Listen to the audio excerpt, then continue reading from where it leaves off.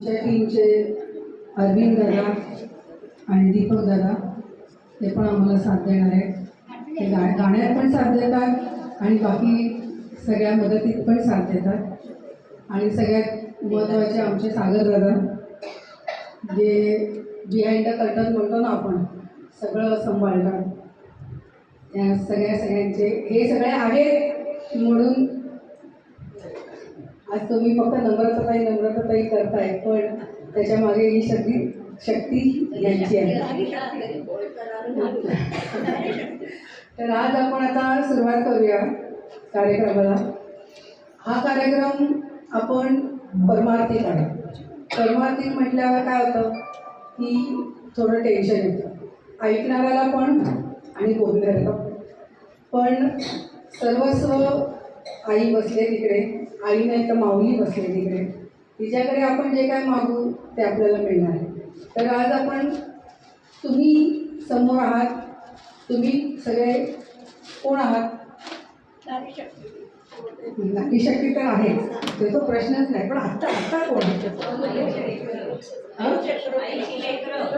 श्रोते बरोबर. तुम्ही श्रोते आहात. श्रोते आणि ऑडियन्स म्हटलं ना की ते कान देऊन ऐकत नाही. श्रोते म्हटलं ना की ते व्यवस्थित ऐकतात. आणि आज श्रोते आपण काय करायचं आहे, संवाद करायचा आहे. कारण संवाद केला ना की ते श्रोत्यांना पण वाटतं की आपण त्याच्यात काहीतरी इन्व्हॉल्व आहोत. नुसतं तिथून बोललं गेलं की मग कधी कधी काय होतं की ते ऐकणाऱ्याला पण असं वाटतं काय आपण नुसतंच ऐकत बसलोय.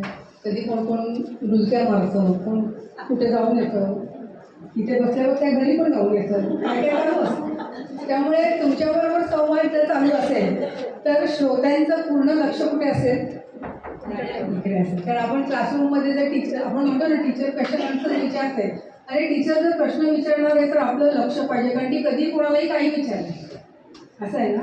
त्यामुळे आपण संवाद करूया. आणि परमार्थिक संवाद असतो ना त्याच्यातनं वाद होत नाही. घरात जेव्हा आपण संवाद करतो ना तेव्हा काय होतं, आपण गप्पा मारत चालू होतं आपलं, पण गप्पा मारता तो वाद कधी सुरू होतो तेच आपल्याला कळत नाही.